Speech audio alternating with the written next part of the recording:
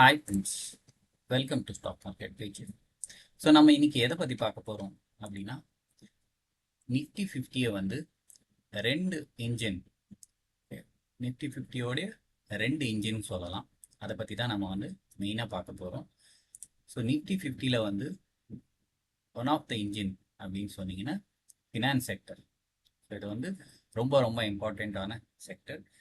So finance செக்டர்லேயும் பார்த்தீங்க அப்படின்னா ஃபர்தராக வந்து பார்த்தீங்கன்னா இப்போ நம்ம பார்க்கக்கூடிய ஸ்டாக்ஸ் வந்து ஒரு பேங்கிங் செக்டர் சேர்ந்தக்கூடிய ஸ்டாக்ஸ், சரிங்களா?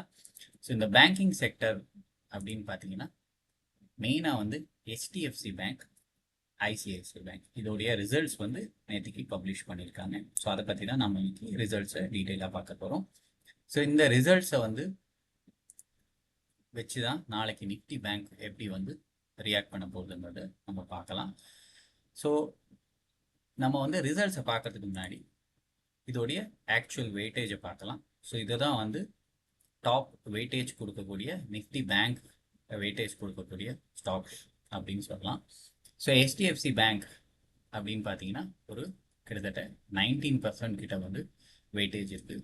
ICICI அப்படின்னு பார்த்தீங்கன்னா ஒரு 14%, ஓவராலாக ஒரு 33% கிட்ட வந்து இதோடைய ஓவரால் வெயிட்டேஜே இருக்குது. ஸோ இந்த வெயிட்டேஜ் வச்சு தான் வந்து நாளைக்கு இன்கேஸ் ரிசல்ட்ஸ் வந்து இன்ஸ்டிடியூஷனல் இன்வெஸ்டர்ஸ்க்கோ இல்லை மார்க்கெட்டை வந்து பெரிய லெவலில் மூவ் பண்ணிட்டு போகிற இன்வெஸ்டர்ஸ்க்கு வந்து இது பிடிக்காம போச்சு அப்படின்னா ஒரு ஒரு குறிப்பிட்ட ப்ராஃபிட் புக்கிங் நடக்கும். ஸோ இதனால வந்து நாளைக்கு நிஃப்டி பேங்க் கொஞ்சம் ப்ரெஷரில் இருக்கும் இன்கேஸ் ரிசல்ட்ஸ் அவங்களுக்கு பிடிக்காம போச்சு. ஸோ நீங்களும் நானும் ஒரு சின்ன சின்ன ஸ்டாக்ஸ் 1-2 ஸ்டாக்ஸ் வாங்குறதுனால இண்டெக்ஸில் பெரிய மூவ்மெண்ட் வரப்போகுது இல்லை. ஸோ வந்து இவங்க இன்ஸ்டிடியூஷனல் இன்வெஸ்டர்ஸ் வந்து ஒரு பெரிய லெவலில் வந்து பல்காக வந்து வாங்குறதும் விற்கிறதும் செய்வாங்க. ஸோ அதனால் வந்து எப்படி இருக்குங்கிறத நாளைக்கு பார்ப்போம். ஸோ இப்போ வந்து நம்ம ரிசல்ட்ஸ் எப்படி இருக்குங்கிறத ஃபஸ்ட்டு வந்து பார்க்கலாம். ஸோ ரிசல்ட்ஸ் எப்படி பார்க்கலாம் அப்படிங்கிறது ஜஸ்ட் வந்து நீங்கள் HDFC பேங்க் ரிசல்ட்ஸ் BSE இது ஜஸ்ட் டைப் பண்ணுங்கள்.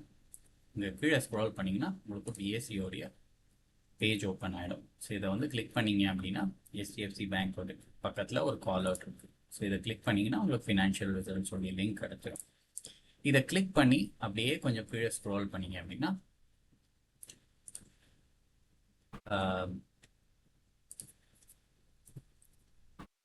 அப்படியே கொஞ்சம் ஸ்க்ரோல் பண்ணிங்க அப்படின்னா உங்களுக்கு வந்து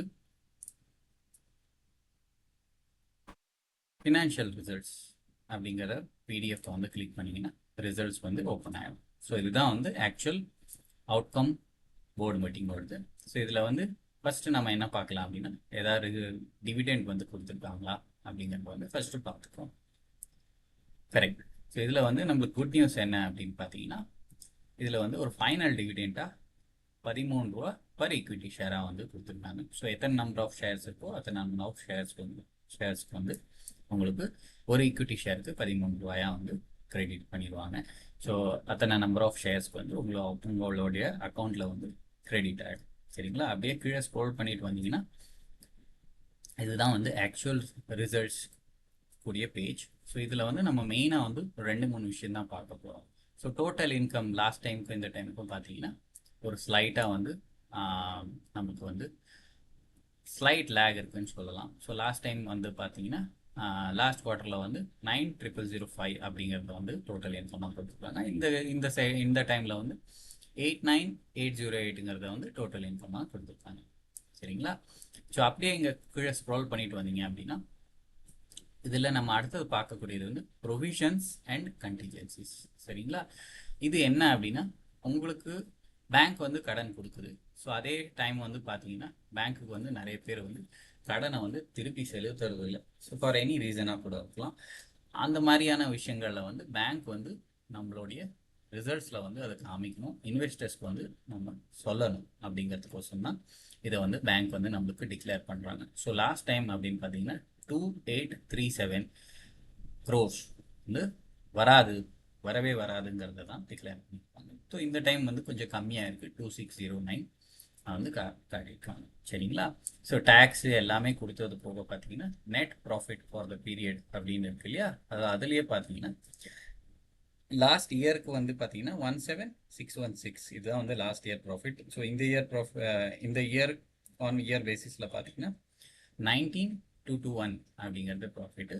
ஸோ இது வந்து last quarter. So quarter on குவார்ட்டரும் வந்து ப்ராஃபிட் ஜம்ப் ஆயிருக்கு. ஸோ அதே டைம் இயர் ஆன் இயரும் நல்லா காமிச்சிருக்காங்க.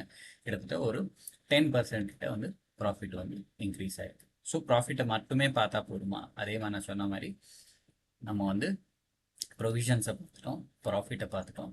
அப்படியே கீழே வந்து ஸ்க்ரோல் பண்ணிங்கன்னா என்பிஏ அப்படிங்கிறது ஒன்று இருக்குது. என்பிஏங்கிறது என்னென்னா நெட் நான் பர்ஃபார்மிங் அசெட் அப்படின்னு சொல்லுவாங்க.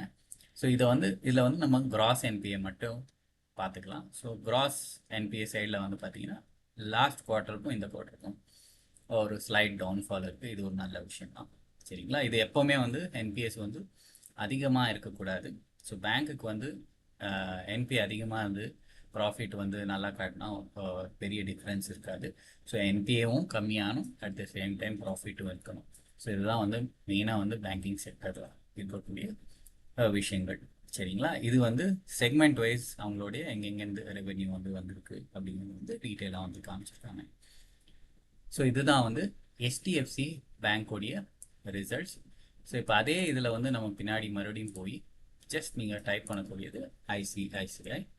ஸோ இதோடைய ரிசல்ட்ஸை பார்க்கும்போது அதே சேம் பேட்டர்னில் தான் நம்ம கிளிக் பண்ணோம், ஆடிட்டட் ஃபினான்ஷியல் ரிசல்ட்ஸ்.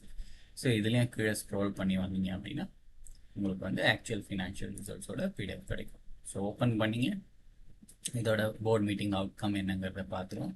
ஸோ இங்கேயும் வந்து டிவிடெண்ட் வந்து நம்மளுக்கு வந்து கொடுத்துருக்காங்க. 12 rupees வந்து பர் ஈக்விட்டி ஷேர் வந்து டிவிடெண்ட் வந்து டிக்ளேர் பண்ணியிருக்காங்க. ஸோ இதுலேயும் ஸ்க்ரோல் பண்ணி நம்ம குயிக்காக ரிசல்ட்ஸை பார்த்துருவோம். ஸோ இதில் என்ன ரிசல்ட்ஸ், டோட்டல் இன்கம் பார்த்தீங்கன்னா குவார்டர் ஆன் குவார்ட்டர் நல்லாயிருக்கு, இயர் ஆன் இயரும் நல்லாயிருக்கு.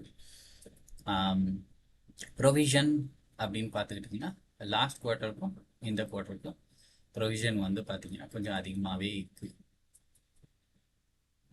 சாரி, லாஸ்ட் குவார்ட்டருக்கும் இந்த குவார்ட்டருக்கும் ப்ரொவிஷன் வந்து கம்மியாக இருக்குது. ஸோ ஓரளவுக்கு வந்து லாஸ்ட் குவார்ட்டருக்கும் இந்த குவார்ட்டருக்கும் பார்த்தீங்கன்னா ஓரளவுக்கு கம்மி பண்ணியிருப்பாங்க. ஸோ இது ஒரு நல்ல விஷயம். ஸோ நெட் ப்ராஃபிட் என்னன்னு பார்த்தீங்கன்னா, ஸோ இயர் ஆன் இயரும் வந்து ஜம்ப் இருக்குது, குவார்ட்டர் ஆன் குவார்ட்டரும் ஜம்ப் இருக்குது. ஒன்றும் பெரிய இது கிடையாது, நல்ல ஓரளவுக்கு கணிசமான ஜம்ப் சொல்லலாம். சரிங்களா? ஸோ அப்படியே கீழே ஸ்க்ரோல் பண்ணி வந்தீங்கன்னா இதோடைய என்பிஏவும் நம்ம பார்க்கலாம். ஸோ ஆக்சுவல் என்பிஏ லாஸ்ட் டைமுக்கு இந்த டைமுக்கு வந்து இங்கே ஓரளவுக்கு வந்து காமிச்சிருக்காங்க. ஸோ மார்க்கெட்டோடைய எக்ஸ்பெக்டேஷன் எப்படி அப்படிங்கிறத நாளைக்கு நம்ம பார்த்து தெரிஞ்சுக்கலாம். ஸோ மார்க்கெட்டோடைய எக்ஸ்பெக்டேஷன் வச்சு தான் நிஃப்டியோடைய பேங்க் நாளைக்கு மூவ்மெண்ட் இருக்கும். ஸோ அதுக்கு தகுந்த மாதிரி நம்ம வந்து டிசைட் பண்ணிக்கலாம். ஸோ நல்ல டவுன்ஃபால் இருந்ததுன்னா நம்ம அதுக்கு தகுந்த மாதிரி கொஞ்சம் ஆவரேஜிங்கும் பண்ணலாம். இல்லை நாளைக்கு நல்ல லெவலில் வந்து ஸ்டாக் வந்து ஒரு அப் ட்ரெண்டில் இருந்தது அப்படின்னா ப்ராஃபிட் புக்கிங்கும் பண்ணிக்கலாம். சரிங்களா? இது வந்து நீங்கள் வந்து சோலாக வந்து டிசைட் பண்ணிக்கலாம். உங்களுக்கு வந்து ப்ராஃபிட் புக் பண்ணணும் அப்படின்னா பண்ணலாம். இல்லை நான் வந்து கண்டினியூ பண்ணுறேன், ஃபர்தராக வந்து ஆவரேஜ் நாளைக்கு ஸ்டாக்ஸ் விழுந்தது அப்படின்னா நீங்கள் ஃபர்தராக இந்த 2 பேங்க்லேயும் வந்து ஆவரேஜிங் பண்ணுறதை பற்றி திங்க் பண்ணுங்கள். Okay friends, that's it for today then. Thank you so much. உங்களுக்கு இந்த கண்டென்ட் பிடிச்சதுன்னா please do subscribe. Thank you so much.